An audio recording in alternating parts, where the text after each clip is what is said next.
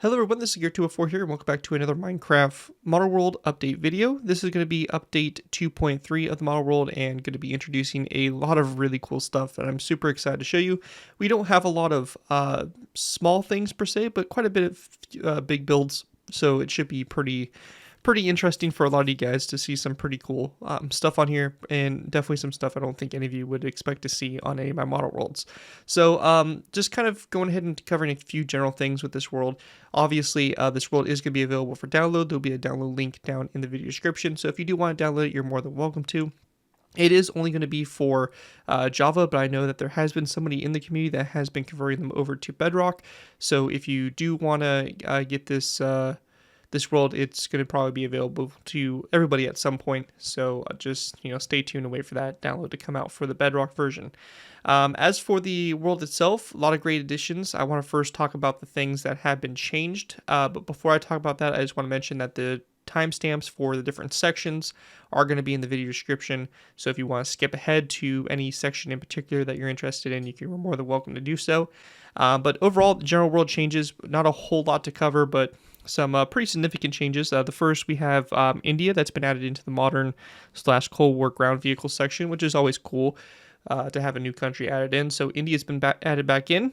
We also have the Netherlands that's been added to the World War I and World War II aircraft section, which I think is the first time I've ever had any Netherlands aircraft for that section. So again, really cool to welcome them into the model world. We also have a full-scale naval section that's been added in, and we're going to talk about that here in a little bit. But let me just tell you guys are going to be pretty blown away, I think, with what I've been doing behind the scenes, and really haven't been sharing too much. If you're on my Discord server, you kind of know what I'm talking about. But if you're not on my Discord server, a lot of this is going to be first time seeing some of these builds. And then lastly, I did add some banners, just like the YouTube banners. There's Planet Minecraft banners to kind of show what builds have been uploaded to Planet Minecraft. It's more for me to know, so I don't accidentally double upload the same build. But it's just something I'm using to kind of put some indicators around. Maybe if you're interested as well, you can download the individual schematic for any builds you see on here that have that Planet Minecraft logo.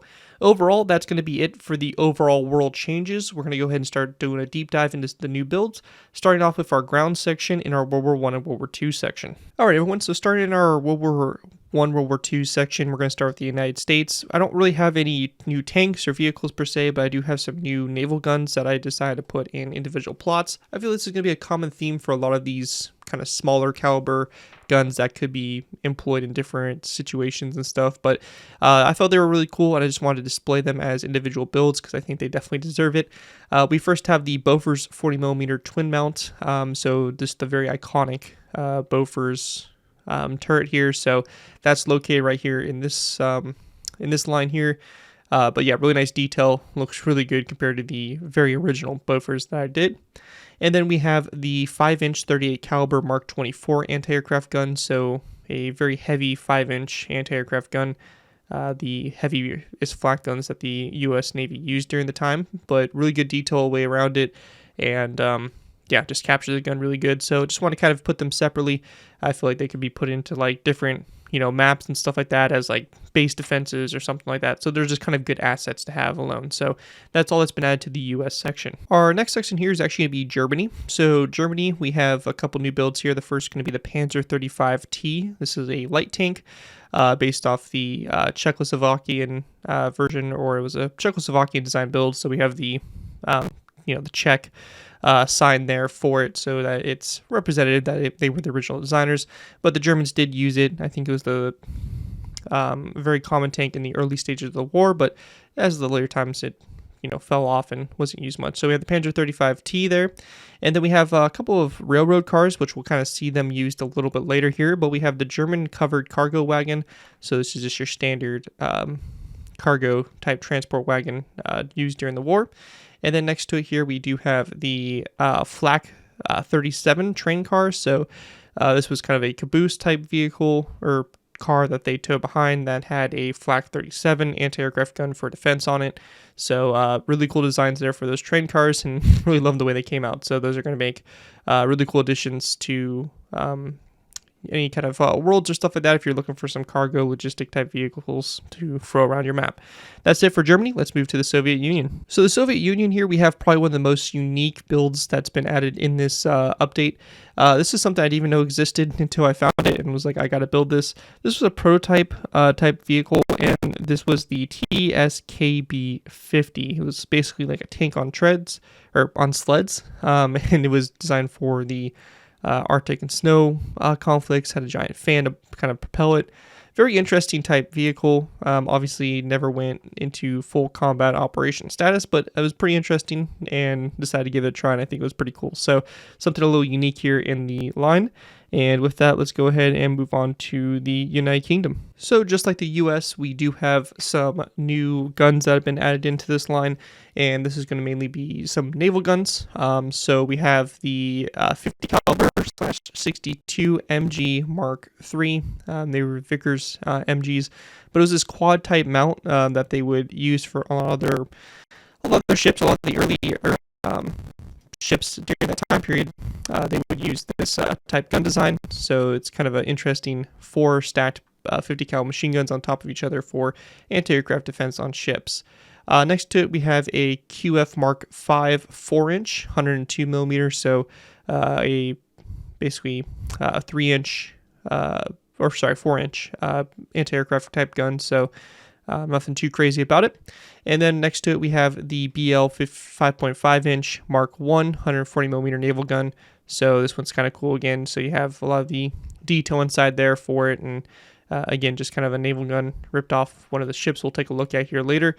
And just thrown into the line, which I think is pretty cool. Again, just works really good for some, static artillery or something like that to just kind of spruce up bases or maps or something of that sort. Anyway, so that's going to be it for the United Kingdom. Let's take a look at Czechoslovakia. So Czechoslovakia is going to be back here in our very last line in the World War I, World War II section. We just have a couple new builds here. The first being the LTVZ-34, which again, very, very similar to the Panzer 35T, but a light tank produced by them in the early stages of the war.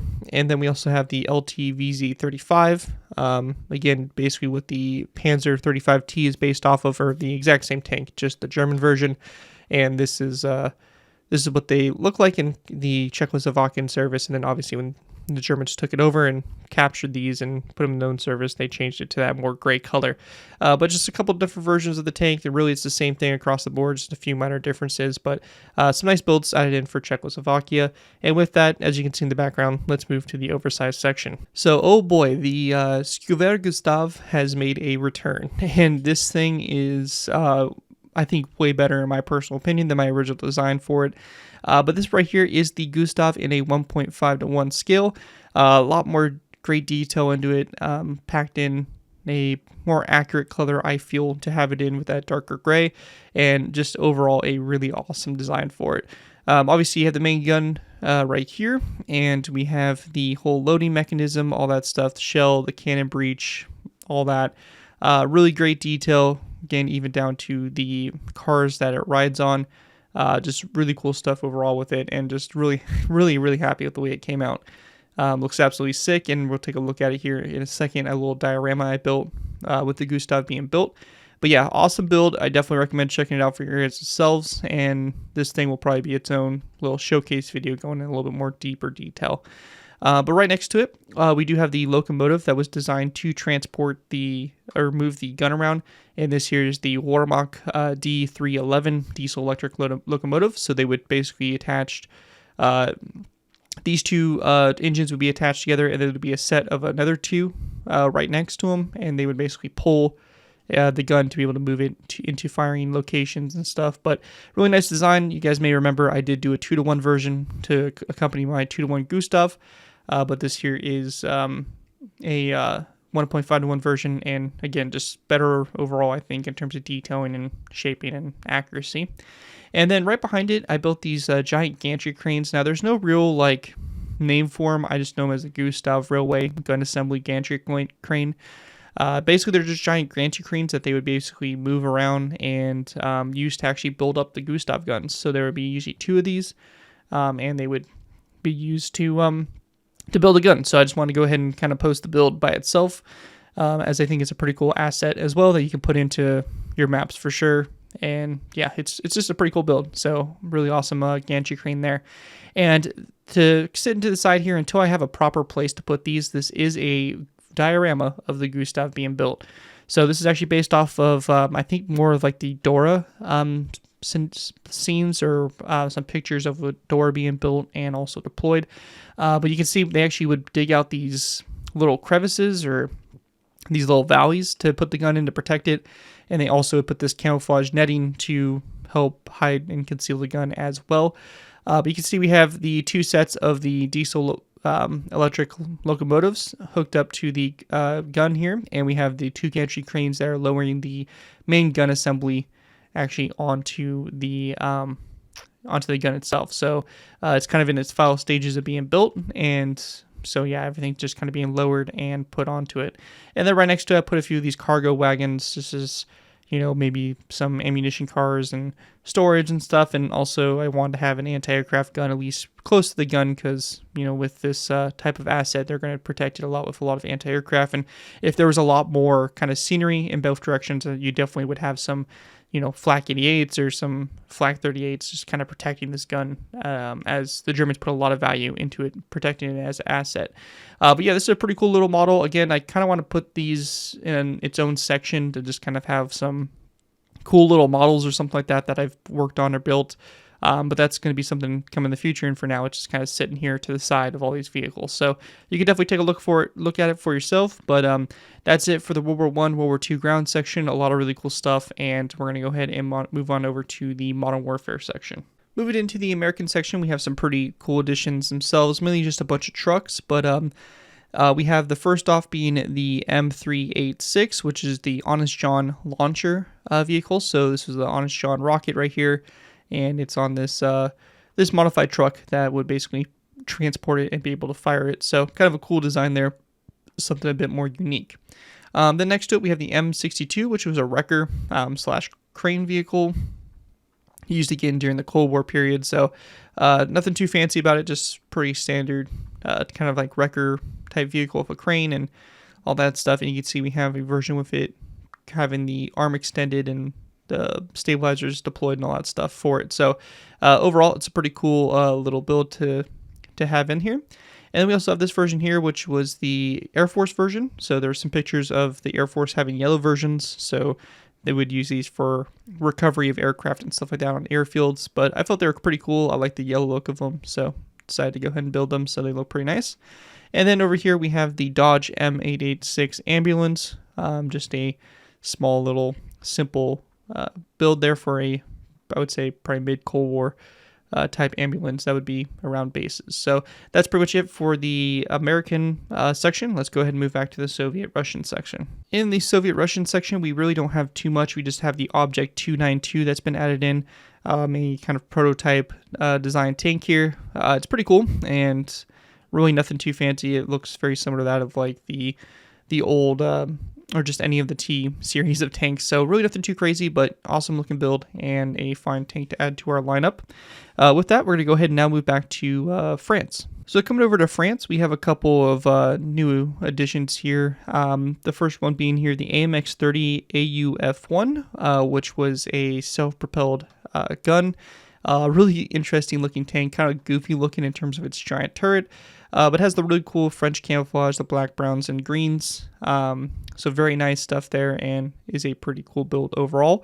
Right next to it, we have the same vehicle, but this one's in the UN color scheme, as I saw a lot of pictures referencing it in the UN color scheme. So I decided to go ahead and create the UN version. It's really the same thing. There's no real difference, but I felt it was pretty cool, and it looks they look pretty cool side by side. So that's pretty cool for them. And then with that, I think really the last country section we have is going to be the addition to India. So moving on to India. India has been added into the lineup, and this is going to be found here with the United Kingdom section. So felt they were pretty fitting to put them together because that's how War Thunder does it. And I felt, we're probably not going to have too many Indian domestic builds anyway. So this right here is a pretty interesting one. This is the GCT turret, which is the same turret that's used on the AUF-1, and this is on the T-72 chassis.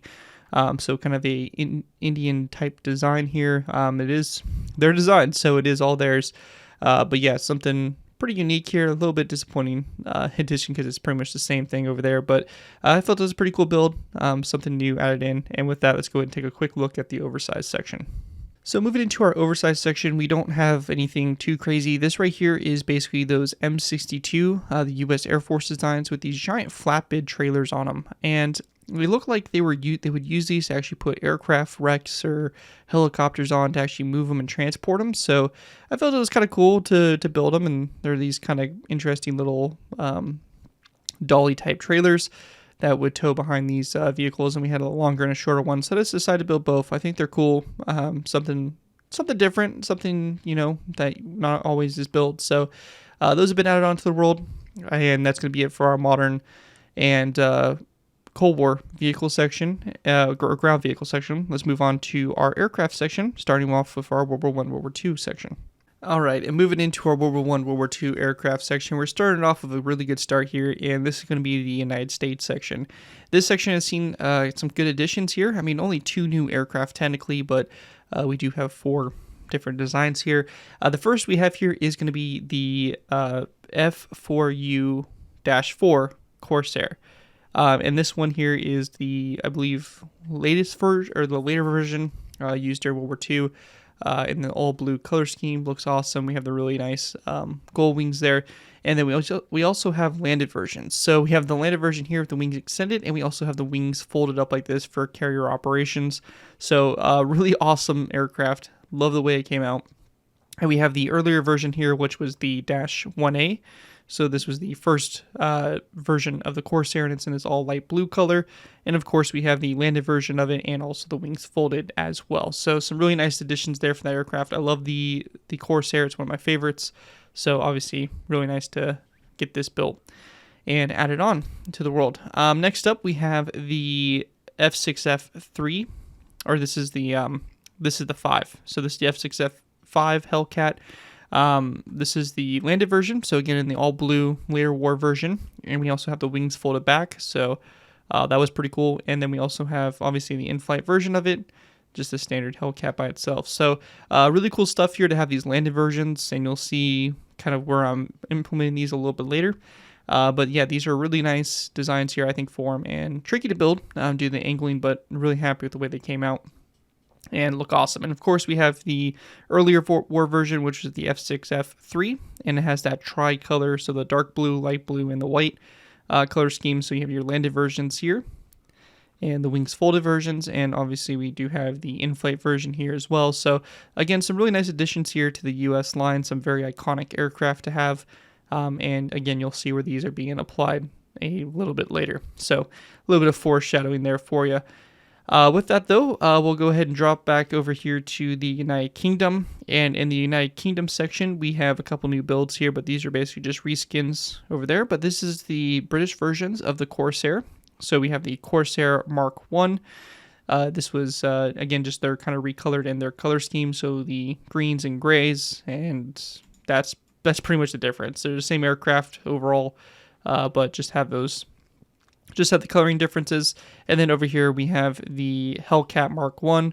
Again, just a recolor of the other Hellcat and the wings folded and all that. So again, some cool builds. But yeah, nice having those added in here and just kind of beefing up our lines. And of course we have the in-flight versions here with the British markings and all that. So really nice looking builds, I think, overall. And then right behind these, we do have the Netherlands. So this is the new country that's been added in. This is going to be paired up with France back here. But we have a couple new builds here, and again, these were applied on one of my larger builds. We'll take a look at in a little bit. But this is right here is the Fokker CXIW, and this was just basically their observation float planes used on a lot of their cruisers and capital ships during World War II. And then right here we have the same kind of aircraft, but this right here is the design for the one on the WW2. Which was their capital ship in the Dutch East Indies, and it has these kind of grayer pontoons and some orange markings on it, as compared to this one that didn't really have that. So had kind of like the Netherlands flag markings on the tail and pretty minimal markings there in that. And of course we have the in-flight versions here for them, but just some cool little seaplanes, nothing too crazy for them. and we'll take a look at them later on here in the video. That's going to be it for our World War II section and World War I section. With that, let's move on to our Cold War section. Moving into our Cold War section, we have the AU-1, which was the modernized version of the Corsair used by the United States Marine Corps during the Korean War. This one here is pretty much the same design. We just have a lot of extra bombs attached to it. I believe this one actually was the first one to have the quad propeller blade there, and the wings folded here with the bombs, and then obviously you have the in-flight version here as well. So really nothing too crazy, just the Cold War attack version of the Corsair that they used in the Korean War and all that. But yeah, really nice aircraft, and in our modern Cold War section here for the United States. Next to it, we have a really awesome build here. This is a design for the F-117 Nighthawk, and of course we have the landed version for it. Looks really good and very sleek, much better compared to the original Nighthawk that I did. And then up here we have the in-flight version. So again, very sleek and nice version. And somebody on my Discord requested that I do the American flag design, so I went ahead and flipped it upside down, and we have the American flag pattern on there, which I don't know if it was a real aircraft or just something that somebody designed, but it's pretty cool. So we have that's flipped upside down right behind it for a little bit of a fun little extra build to have on the world. But that right there is it for our US section, and with that we're going to move to France. So moving to France, you guys wouldn't believe it, but we have another Corsair. This is a French Corsair that was used during the early 1950s, if I remember correctly. This is the F4U-7, so a bit, again, of the upgraded version. This is their naval version, so it has the maritime kind of tail flash on it, these white and black markings on it, which seem to be pretty common. I'm not exactly sure the origin of those. But yeah, just some really nice designs for it. It has some rockets strapped to it, and you have the in-flight version as well. So I really like this one. This Corsair version is pretty cool, especially that tail flash and the white and black kind of striping on it. Looks pretty cool and stands out pretty good. But that's it for our modern Cold War section. So not a whole lot added in, but I think it's going to make up for it in one of our next sections. Before we jump into the really awesome section I'm excited to show you guys, I do want to take a look at kind of the more miscellaneous sections. So in our construction section, I don't have anything too crazy. I've been kind of slacking on building some new construction vehicles. But first off, well, really the only thing that I have new over here is going to be the Astra Mobile Bridge. And this is a pretty cool design from Switzerland, where they can actually deploy this over a road that's being worked on, and it will actually basically provide a way for cars and traffic to still flow while they did work underneath it. So it's a pretty interesting design, and you know, you can actually go underneath it and all that, and it is designed to basically work for, you know, the vehicles at this scale as well. So it's pretty interesting and just a fun little build I decided to go ahead and make as I saw a video on it and was like, yeah, this is actually pretty cool. So just kind of a random build I have thrown in here. But yeah, that right there is the Astra Mobile Bridge. And then let's go ahead and move over to our space section. So in our space section, I really don't know where to put these builds yet, but I have some Warhammer tanks I went ahead and built. They're pretty cool. We have the Siege version right here, which I think is the Vindicator. Then we have a tank version here. So again, designed in the colors for the Imperium of Mankind. Then we have another version of that tank right next to it. And then just the standard, I believe it's called the Rhino. So this is the Rhino APC. I think this one's the Predator Destructor and the Predator Annihilator, which are basically all using the same chassis, just adding guns and different weaponry to it. But Warhammer has some pretty interesting type vehicles and all that. So went ahead and created them. I thought they were pretty fun to build and something a little bit different. And then right next to it, we have the Lehman Russ tank, which is actually something I actually have built before on my very, very old tutorial world. So nice to kind of rebuild it. And again, a Warhammer tank. So pretty cool stuff there. That's kind of if that I don't really know where to put these just yet, so they're kind of staying around probably the same area I'm going to probably end up putting the Helldivers stuff.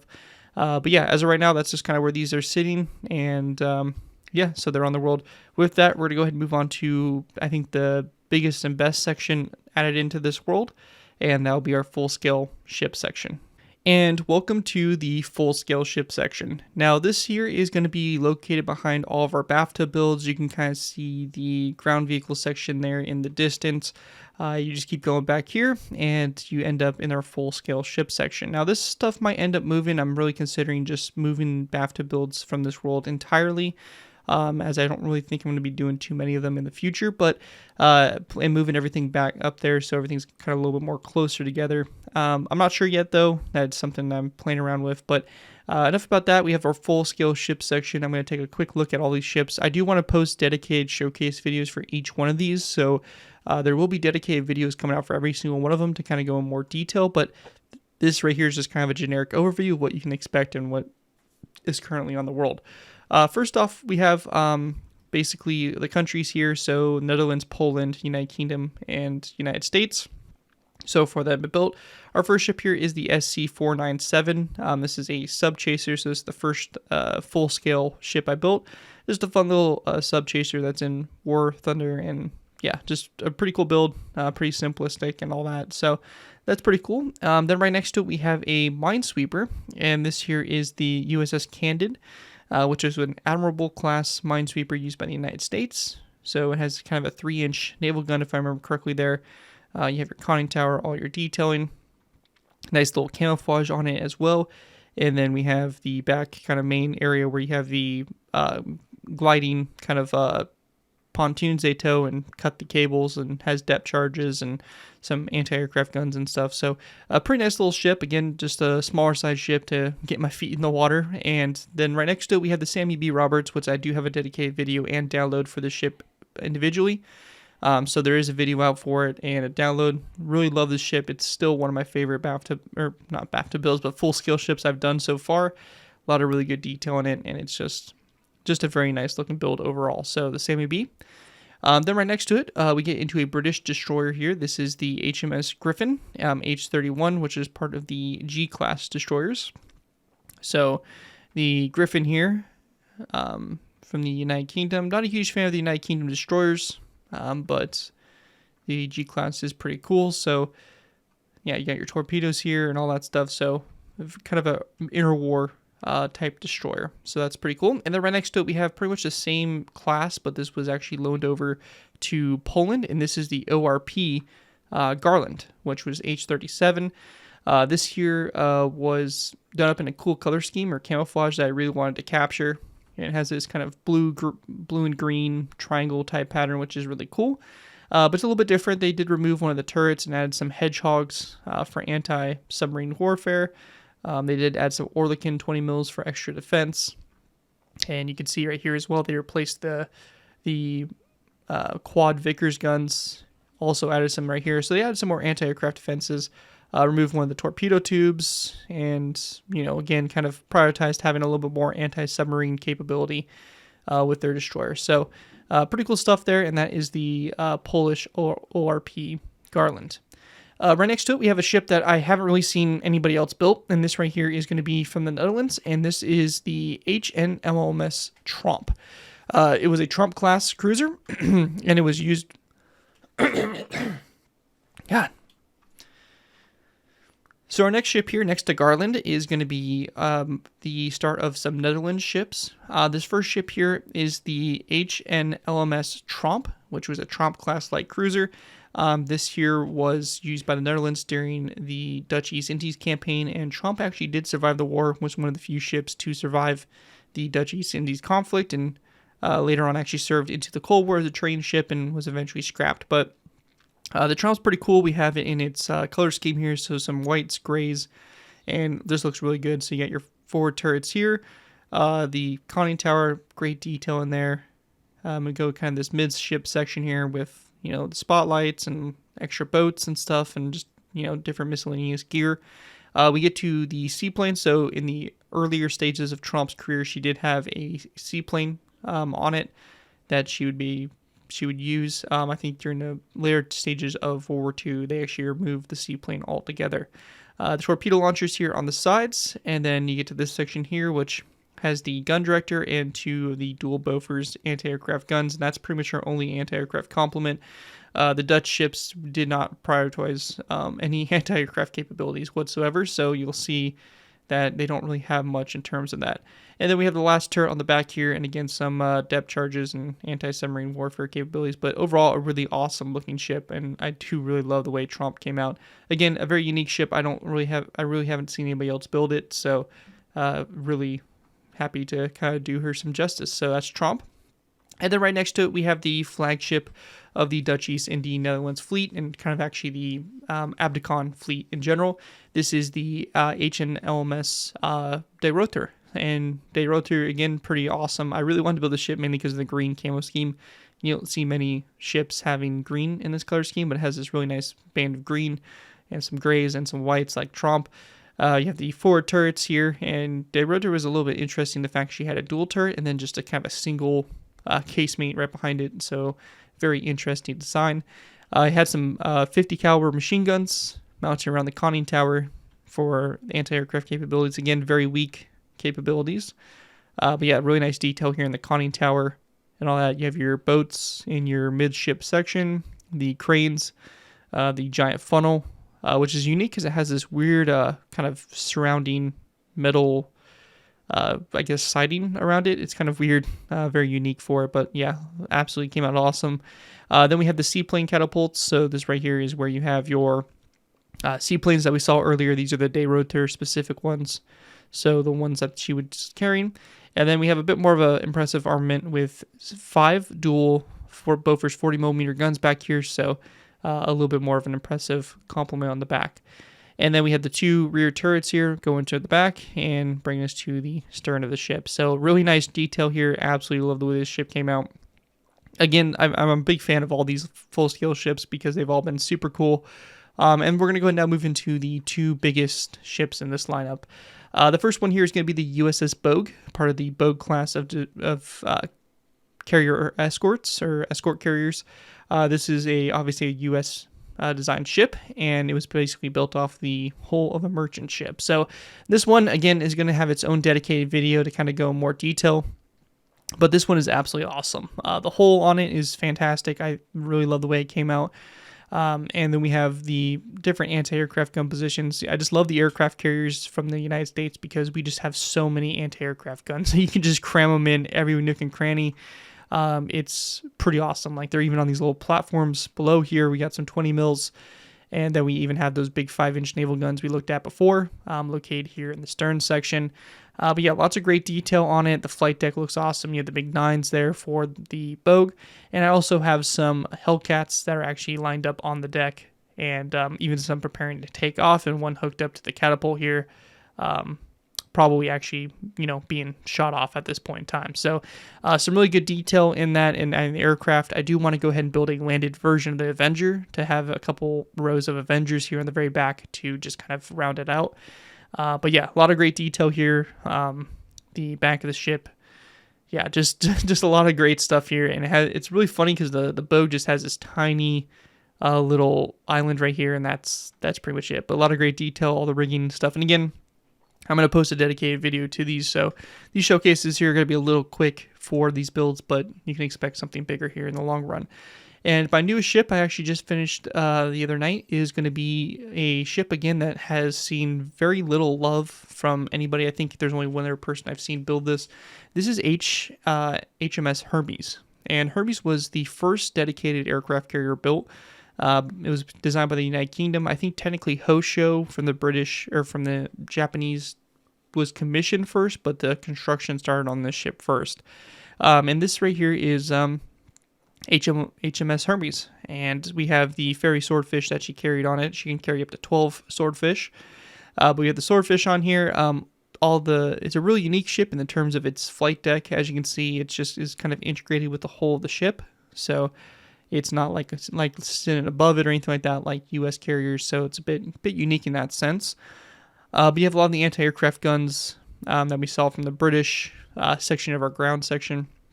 Really awesome conning tower here with the superstructure. A lot of good detail on it. You can actually go into the bridge section here and there actually is a little bit of a bridge designed in here. So again, some really cool stuff. I'm not going to go ahead and again spend too much time and detail on it, because I do want to do a dedicated video strictly to Hermes.